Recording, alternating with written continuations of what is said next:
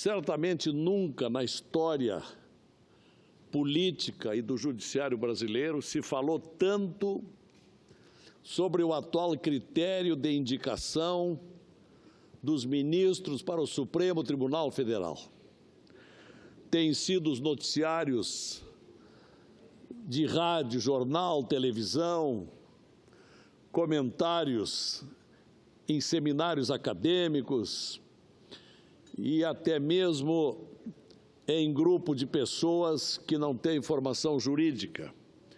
O tema se tornou altamente polêmico, sob uma alegação de que o Poder Judiciário vem sendo politizado, vem sendo substituído nas suas razões fundamentais de ser para servir a interesses político-partidários. Este tem sido o comentário.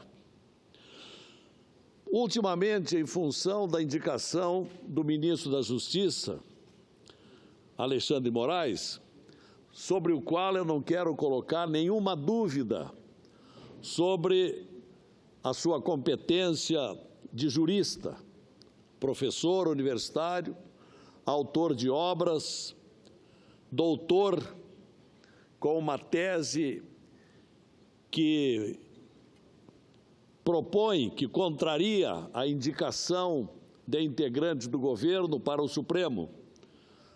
Uma tese que, ao que tudo indica, estaria sendo agora alvo de uma contradita, de uma contradição, mas não veio ao caso. Não quero aqui, senhora presidente, fulanizar esse debate, embora pudesse relembrar aqui, por exemplo, que quando do governo anterior, a presidente Dilma levou 9 meses,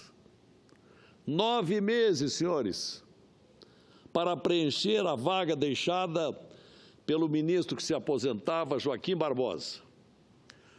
Com isto, causou evidentes prejuízos. Por exemplo, uma das turmas, já que as duas turmas do Supremo têm 5 integrantes cada uma, pois com a aposentadoria de Joaquim Barbosa, durante 9 meses, uma das turmas ficou com 4 ministros, o que ensejou vários empates e, portanto, protelações, até o dia em que viesse o 5º componente para aquela turma. E agora a discussão evolui porque é indicado um jurista que ocupava até bem poucos dias o Ministério da Justiça e estaria vindo diretamente do governo para o Supremo Tribunal Federal. Esta análise do procedimento vem sendo feita há mais tempo. São vários os casos e me permito não precisar aqui recapitular. O que eu quero dizer aqui é que está na hora de uma avaliação urgente sobre o sistema de indicação dos ministros do Supremo Tribunal Federal. Invoca-se constantemente que este é o modelo dos Estados Unidos, do qual teríamos copiado. Ora, isso não significa que o sistema americano é correto, está certo, porque lá também é criticado. Na Europa, países adiantados procedem diferente, vários países. Na Alemanha, por exemplo, na respeitada Alemanha, o critério é diferente. Os ministros que lá têm mandato fixo de 12 anos, metade é indicada pelo parlamento alemão e a outra metade pelo Conselho Federal. É assim que é composto o Tribunal Constitucional Federal Alemão, equivalente ao nosso Supremo Tribunal Federal. E outros países também se diferenciam, entre eles a França. Em ambas as esferas, na Alemanha exige-se, tanto do Conselho como do Parlamento, exige-se meio a meio, 2/3 dos votos favoráveis à indicação, que depois vai para o presidente ou a presidente da República Alemã. E assim em quase todos os países adiantados da Europa. Mas aonde eu quero chegar, senhora presidente, senhor senador Paulo Paim, telespectadores, é com relação ao que nós vivemos no Brasil há bastante... Senador Lazier, só para um registro. Sim, senhor. Me permita só isso. Pois não. Os 3 gaúchos estão no plenário. Estamos solitários aqui, mas firme. Ela não é a primeira vez.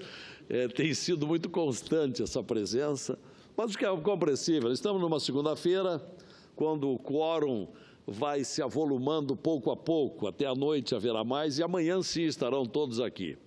Mas realmente os 3 senadores gaúchos, mais uma vez, quando praticamente ninguém comparece, nós estamos aqui cumprindo a nossa obrigação. Mas aonde eu quero chegar, senador Paulo Paim, senadora Ana Amélia, telespectadores, ouvintes, é que esta situação que vem se criando e vem tomando corpo aqui no Brasil começa a receber um certo descrédito, muitas críticas, porque o preenchimento de vagas no Supremo Tribunal Federal está a exigir um outro comportamento, que a sociedade tenha maior participação, e não que figuras que têm vinculação partidária, como agora vai acontecer, ou que pertenceram ao governo.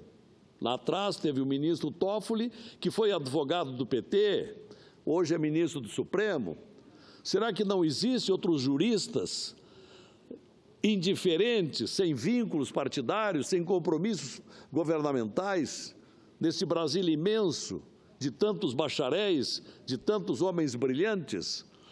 Então, justamente essa a discussão que eu quero abrir aqui hoje, nesse espaço da segunda-feira, para repeti-lo tantas vezes quantas necessários, porque o sistema é inconveniente, senhores.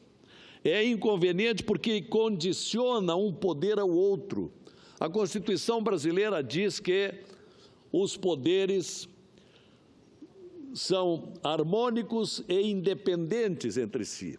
Mas o que tem se visto ultimamente é que o Poder Judiciário, a instância máxima, a Suprema Corte, fica meses esperando até que o presidente do Executivo indique alguém a seu gosto, de suas conveniências, de suas preferências, para preencher uma vaga no outro poder. Ora, isto caracteriza a dependência. É evidente que caracteriza a dependência. Não quero dizer que aquele ministro que vá para lá depois vai ser grato. Nós temos o exemplo do ministro Fachin, que foi o escolhido da senhora Dilma e que levou 9 meses para substituir Joaquim Barbosa, e que todos lembram, aparecia na propaganda, nas redes sociais, defendendo a candidatura Dilma em 2010, na sua primeira eleição. Entretanto, uma vez empossado no Supremo, Luiz Edson Fachin tem sido um exemplo, um paradigma de eficiência, de equilíbrio, de imparcialidade. E esta é uma palavra importante para quem assume o Supremo Tribunal Federal. Não apenas ser imparcial, mas parecer imparcial. É o que nós precisamos, a sociedade precisa acreditar nos seus juízes, na instância máxima, ainda mais quando se sabe que, para ser um juiz de direito, ele não pode ter filiação partidária, ele precisa se submeter a duríssimos concursos. Depois, na segunda instância, para ser desembargador, precisa ainda continuar vindo do ramo ou da Defensoria, ou da Procuradoria de Justiça, ou de instâncias inferiores, ou até mesmo do magistério do jurídico, etc., mas gente do ramo. Agora, quando chega a última instância, não precisa nada disso. Aí pode ser político, pode até estar no Executivo e vir para cá, para o Judiciário. Ora, isso é uma aberração, senhores. Está errado isso. Então, está na hora de nós repassarmos esse critério que é vigente no Brasil. Porque desde... Permite uma parte? Pois não, senador Paulo Paim. Uma parte, pode saber que vai ser rápido. É para concordar com Vossa Excelência. né? Nós estamos vendo aí diversos ministros na história, vinculados a esse partido ou esse ou aquele governo, ser indicado, não é de hoje. Exato. Quem vai apadrinhar esse ou aquele ministro. E é o caso agora, chegar o ministro da Justiça. No caos que o país está passando de violência e insegurança, filiado a partido político, eu não preciso aqui rotular esse ou aquele partido, que não é meu estilo, porque senão o pessoal só fica rotulando esse ou aquele partido. Não é meu estilo. Vinculado a um partido político. Ministro da Justiça, num momento tão terrível, cruel para o país e para o povo, tiram, deixam o Ministério sem o seu titular e ele faz campanha baseado na indicação do seu apadrinhado, com o atual presidente, e, naturalmente, do seu partido. Infelizmente, por isso que Vossa Excelência está coberto de razão, mas só que o critério vale para todos. Exato. Todos os partidos, todos, e não só um ou outro, que sabem, nós todos sabemos, que eles costumam a indicar ministro, todos os partidos. Por isso eu cumprimento a Vossa Excelência. Obrigado. Eu poderia aqui rememorar, muito obrigado pela parte que reforça o pronunciamento que estou fazendo aqui, senador Paulo Paim. Hoje é costume se dizer, o fulano de tal é ministro do Collor, o fulano de tal é ministro de Fernando Henrique. Vários ministros do Supremo foram para lá por indicação de Lula. Fulano de tal é ministro da senhora Dilma. Ora, isso já dá a entender uma certa vinculação, um certo compromisso, ao menos na opinião das pessoas. Então, é isso que nós precisamos mudar. Isto aqui fere frontalmente a doutrina tripartite de Montesquieu, que seguiu, aliás, já uma doutrina que surgia em tempos imemoriais, ao tempo da antiguidade grega. Aristóteles já escrevia que a mesma pessoa que faz as leis, que administra e julga, esses poderes não podem estar nas mesmas mãos. E aí, essa doutrina foi consolidada em 1748, na obra de Montesquieu, O Espírito das Leis. O Legislativo deve fazer as leis, o Executivo deve realizar as obras, tratar dos negócios do Estado, e o Judiciário deve punir os crimes e julgar os litígios. Esta é a ordem natural das coisas. Agora, quando um poder influencia, interfere sobre o outro, nós estamos errados. Ainda num belo artigo de anteontem, na Folha de São Paulo, no sábado, o professor Glauco Costa Leite, da Universidade de São Paulo, escreveu a certa altura: a independência é um atributo necessário ao ministro do Supremo. Isso importa em ausência de vinculação ideológica com as partes e com o objeto do litígio. Diz ainda o professor Glauco Costa Leite, da USP, a filiação partidária constitui expressa adesão a uma ideologia. É ele quem diz. Eu não estou aqui para verberar, senhores senadores, contra a indicação de um jurista respeitável, que tem obras que merece o nosso respeito sobre todos os aspectos, que é o ministro Alexandre Moraes. Eu estou aqui para verberar a este critério que prospera no Brasil e que concede, inclusive, perpetuidade a quem ocupa um poder, o que é antirrepublicano, que nós precisamos mudar. Na maioria dos países europeus, os ministros da Suprema Corte têm mandatos fixos. E é por tudo isso, senhores senadores, que eu tenho uma emenda à Constituição, sob o número 35/15, há 1 ano e meio, já passou pela Comissão de Constituição e Justiça, recebendo a chancela de constitucionalidade e juridicidade. Teve um relato brilhante do senador e professor universitário, professor de Direito, Antônio Anastasia. Esse projeto está à espera de pauta aqui no plenário do Senado Federal. E eu pretendo brevemente conversar com o presidente Eunício para que ele traga a discussão aqui do plenário, a mudança da sistemática, para que deixemos esses comentários, as suspeitas, que são compreensíveis com relação aos componentes do Supremo Tribunal Federal. A minha proposta foi até agradeço de público aqui um comentário feito num artigo pelo professor e jurista Dalmo Dallari, elogiando o projeto, em que eu transfiro o primeiro momento da escolha dos ministros do Supremo Tribunal Federal para uma comissão de juristas, uma comissão formada, a saber, pelo presidente do Supremo, pelo presidente do STJ, pelos 3 ministros dos tribunais superiores, o eleitoral, o militar e o do trabalho, pelo procurador-geral da República e pelo presidente do Conselho Federal da OAB.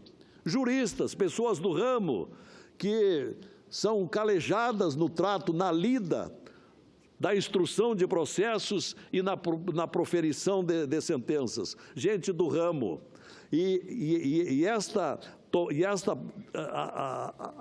Esta decisão deve ser adotada por esta comissão, formada por estes 7 personagens respeitados, no prazo de até 30 dias da vacância no Supremo.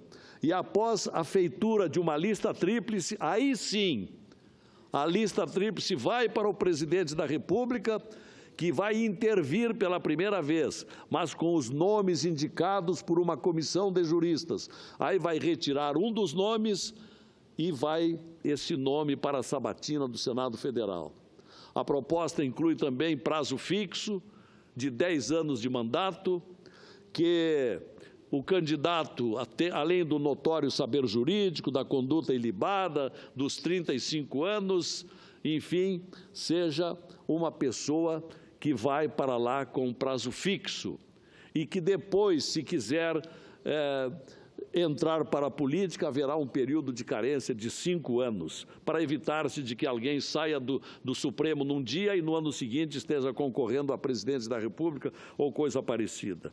Então, senhores senadores, presidente dos trabalhos, Ana Amélia, eu queria trazer esse pronunciamento hoje, numa semana que vai ser de muita movimentação aqui no Senado.